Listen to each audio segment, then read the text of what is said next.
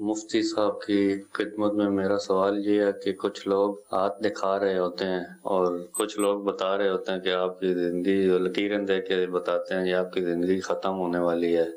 آپ کا یہ ہونے والا ہے وہ ہونے والا ہے، تو کیا ان کی باتوں پہ یقین کر لینا چاہیے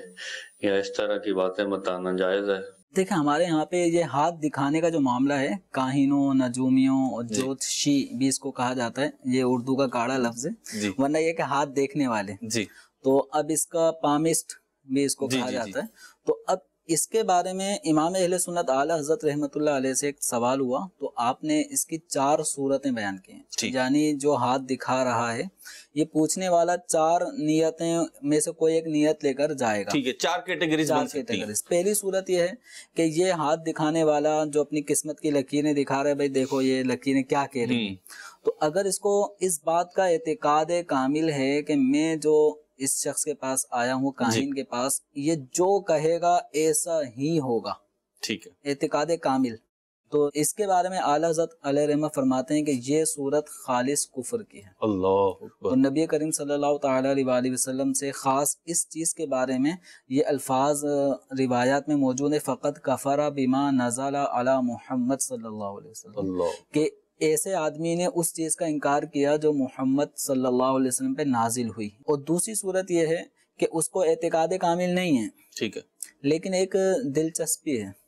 اعتقاد کامل نہیں ہے، وہ دلچسپی ہے، دیکھتے ہیں، ہاتھ دکھاتے ہیں اور کیا آتا ہے، اعتقاد نہیں ہے لیکن دلچسپی، رغبت ہے، چلو دکھا لیتے ہیں۔ تو اس میں اگر رغبت کے ساتھ وہ دکھاتا ہے کہ دیکھیں کیا جواب آتا ہے، تو اس کے بارے میں فرمایا کہ نبی کریم صلی اللہ تعالیٰ علیہ وسلم کی ایک اور حدیث مبارکہ ہے،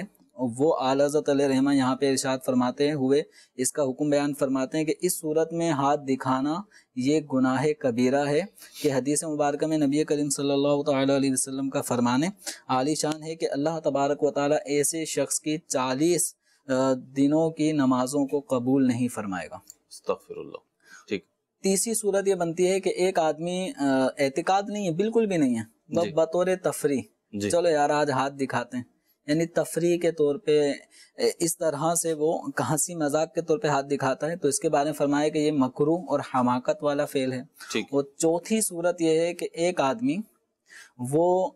ہاتھ دیکھنے والے کے پاس آتا ہے اور اس کا عاجز ہونا بیان کرتا ہے، دیکھو یہ جو کہہ رہا ہے نا غلط کہے گا، ٹھیک ہے، آؤ سب کو میں تمہیں دکھاتا ہوں کہ اس کی یہ خبریں غلط ہوتی ہیں۔ اب مثال کے طور پہ کوئی شادی شدہ آدمی وہ آ کے کسی کاہن کے پاس آ کے کہتا ہے دیکھنا ذرا میرے حق میں میری شادی کب ہوگی، ہوگی یا نہیں ہوگی، میری کتنی بیویاں ہوں گی، تو اس کے بعد وہ جواب دیتا بھائی تمہارے نصیب میں کوئی عورت نہیں ہے، شادی ہے ہی نہیں تمہاری شادی۔ اچھا بھائی بچے کتنے ہوں گے، تمہارے تو بچے ہی نہیں ہوں گے، حالانکہ وہ صاحب اولاد ہیں۔ تو یہ اس لیے آیا ہے تاکہ اس کاہن کی